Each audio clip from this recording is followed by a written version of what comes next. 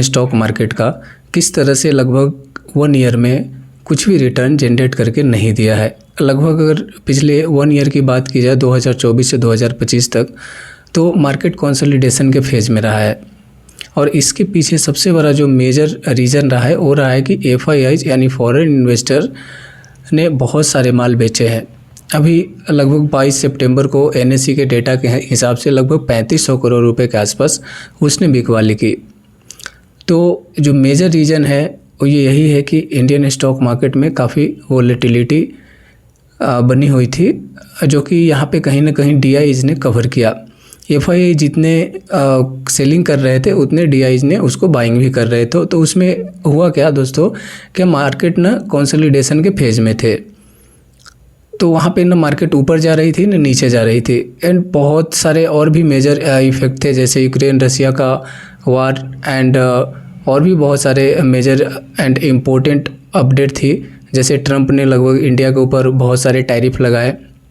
आज Indian stock market की बात की जाए तो लगभग आज निफ्टी 50 ने भी लगभग निगेटिव एंड सेंसेक्स ने भी निगेटिव के साथ ही मार्केट क्लोज हुआ है।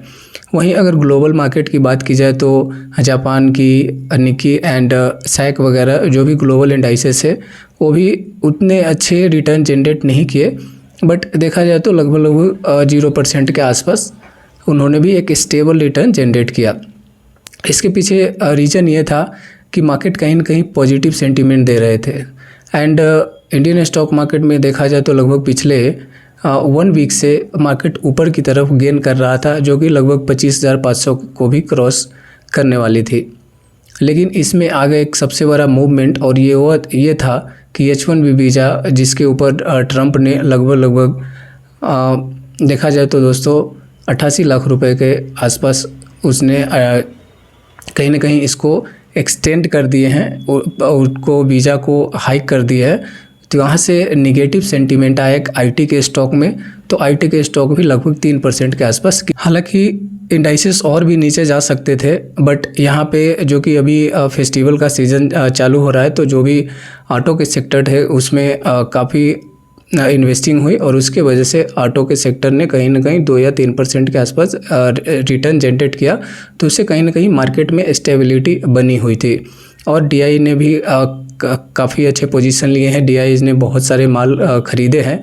तो इससे भी इंडियन स्टॉक मार्केट का यहाँ से लगभग पॉजिटिव सेंटीमेंट के साथ देखा जाता है। ऐसे बहुत सारे इम्पोर्टेंट टॉपिक्स को यहाँ पे कवर करेंगे, तो प्लीज़ पहली बार अगर इस चैनल पे आए तो चैनल को सब्सक्राइब कर दीजिएगा, लाइक कर दीजिएगा।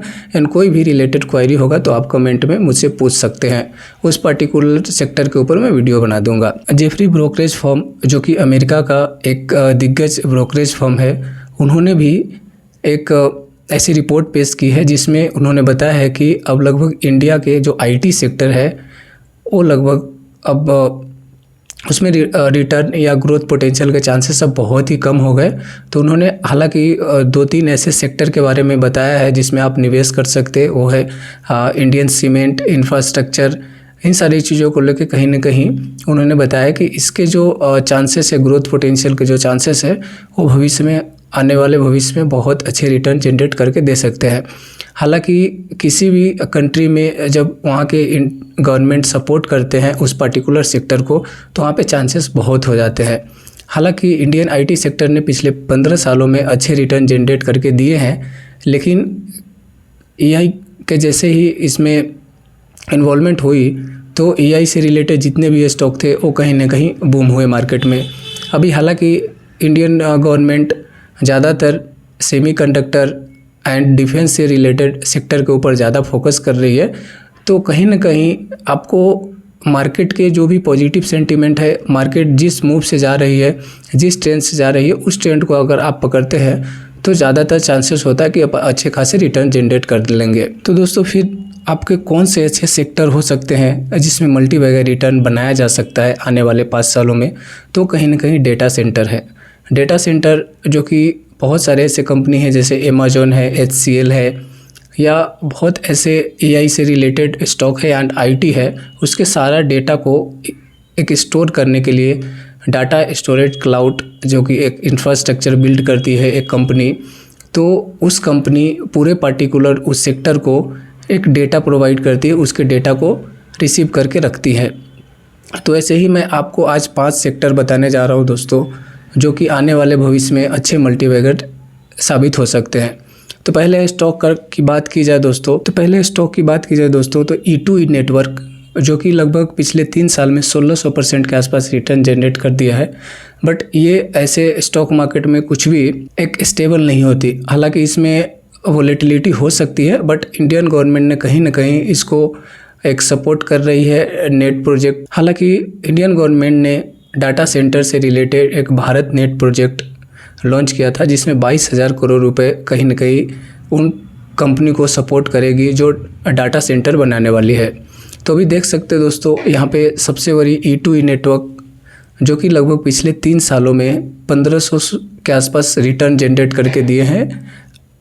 नेटवेब की बात की जाए तो नेटवेब ने भी लगभग 3 साल में 273% के आसपास रिटर्न जनरेट करके दी है। अनंतराज, जो कि दिग्गज डाटा सेंटर से रिलेटेड स्टॉक है, इनके बहुत अच्छे कस्टमर बेस्ड है और ये भी लगभग देखा जाए तो दोस्तों 3 साल में 642% के आसपास रिटर्न जनरेट करके दिए है। फोर्थ कंपनी की बात की जाए तो यहाँ पे ब्लैक बॉक्स है, जो कि 3 साल में देखा जाए तो लगभग 250% के आसपास रिटर्न जनरेट करके दिए हैं। एंड फिफ्थ कंपनी की बात की जाए दोस्तों, तो यहाँ पे ओरिएंट टेक्नोलॉजी, जो कि 3 साल में लगभग 16% के आसपास रिटर्न जनरेट करके दिए हैं। बट ये जो ओरिएंट टेक्नोलॉजी है, ये दोस्तों स्मॉल कैप की कंपनी है। तो स्मॉल कैप की कंपनी में वोलेटिलिटी बहुत ज़्यादा होती है। तो आपको उन सारे वैसे स्टॉक में आपको कहीं ना कहीं फाइनेंशियल एडवाइज़र से सलाह लेकर भी आपको निवेश करना चाहिए। हालांकि इंडियन गवर्नमेंट दोस्तों जो डाटा सेंटर एस्टेब्लिशमेंट में जो खर्च आएगी वो लगभग रियल इस्टेट में 6 बिलियन, इलेक्ट्रिक एंड पावर में 7 बिलियन एंड और भी बात की जाए इंफ्रास्ट्रक्चर में 1 बिलियन के आसपास इसमें खर्च होगी। अकेले मुंबई, जो कि लगभग 44% के आसपास डाटा सेंटर का इंफ्रास्ट्रक्चर अपने पास रखी हुई है, तो यहाँ पे सबसे ज़्यादा अगर इन्वेस्टमेंट कहीं किसी स्टेट में होगा डाटा सेंटर से अकॉर्डिंग, तो मुंबई में हो सकती है। बट आपको जो भी मैंने 5 कंपनी बताए हैं, उनमें आप एक पोजीशन ले सकते हैं एंड लॉन्ग टर्म में अच्छे रिटर्न जनरेट कर सकते हैं। बट आपको उनके पूरे एनालिसिस आने बहुत ज़रूरी है। हालांकि बहुत ऐसे भी सेक्टर है जिनमें आप इन्वेस्ट कर सकते हैं,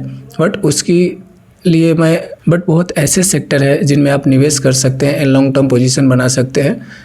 उसकी बात मैं नेक्स्ट वीडियो में करूँगा। दोस्तों उम्मीद करता हूँ वीडियो पसंद आई होगी।